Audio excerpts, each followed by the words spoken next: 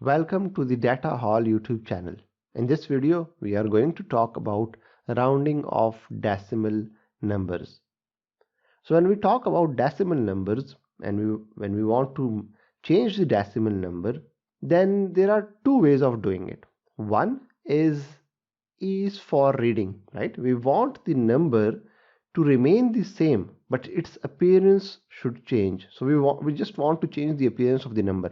So if previously it had 4 digits after the decimal point, now we just want it to appear like it do not have any digits after the decimal point.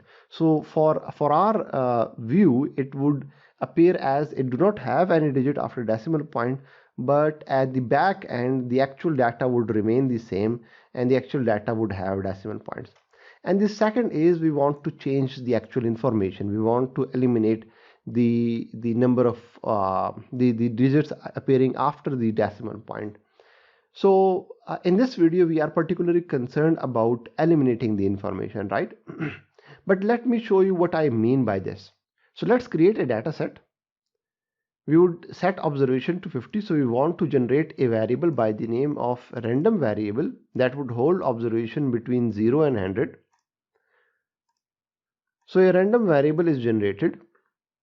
This is how the data looks like. We have 5 to 6 digits after decimal points, and that's quite not a proper way of working with the data. Let's just say we want to change the appearance, so we save some space over here. We would have to change the format of this data. We click on the three dots appearing over here.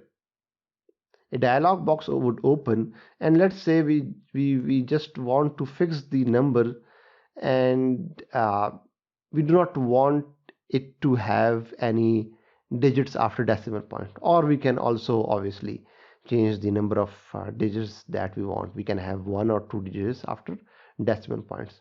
Let's do it.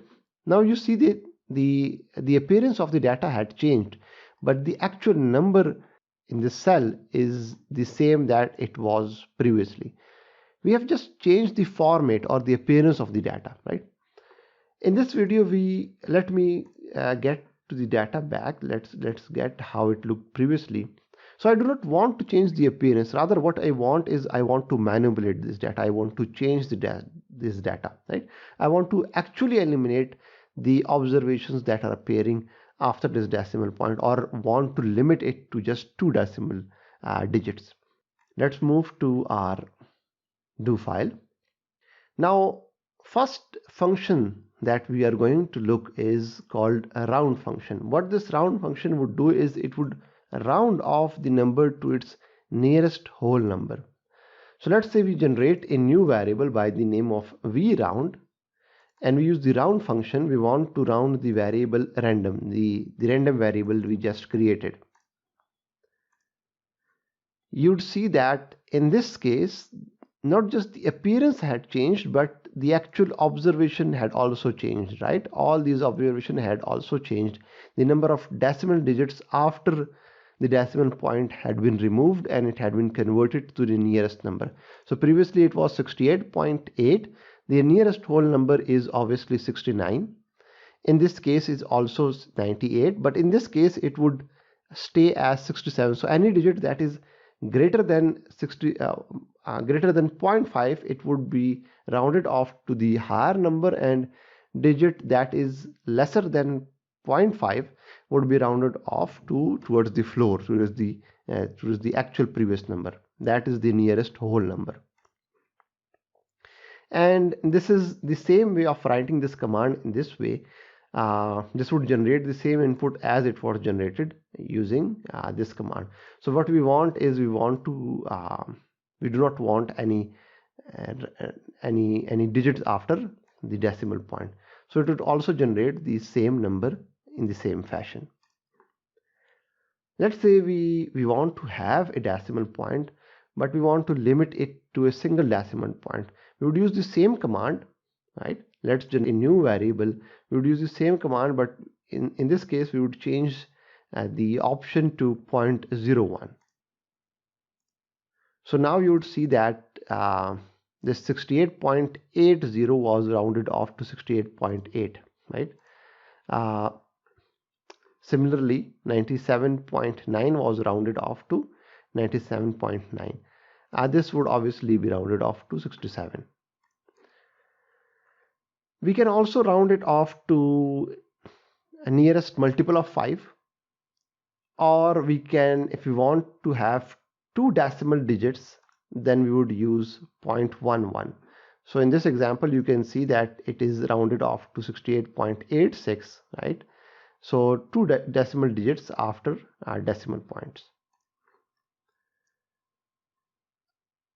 This is what we have rounded off to two decimal digits, but in case we want the nearest multiple of 2, right? So if it is an even number, if it is an odd number, we want to convert it into an even number, nearest even number.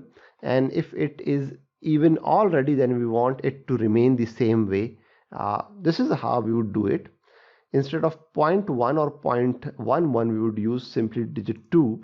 So now we would see that this digit is already in even form. It would stay as it is, but this 97 would be rounded off to 98. Let me show you one more example. This 59, previously when we used the round function, it was rounded off to 59, but if we are going to use the 2 option, then it would be rounded off to the nearest even number. So you would see all these numbers are rounded off to nearest even number. Again, if you wanted to round it off to nearest multiple of 5, let's just say, then we would use 5 as a digit. So 68, nearest multiple of 5 is 70. For 97, the nearest multiple of 5 is 100. The similar fashion, the number would also change. This is the rounding off, but let's just say we intentionally want to have the nearest higher number, the nearest greater number. So if irrespective whether it is less than 0.5 or greater than 0.5, we want it to be rounded off to nearest higher number. We would use the ceil command, CEIL. So it would round it off to the nearest ceiling. We can see that the nearest ceiling for 68 is 69. It would be rounded off irrespective whether we use the ceil command or the round command. But let's look at this number, the row 3, the 67 digit. Previously it was rounded to 67 when you use the round function, but in case of ceil function, it would be rounded off to nearest higher digit, irrespective whether the decimal point is less than 0.5 or greater than 0.5. Similarly, we have a floor function which would round it off to the nearest floor.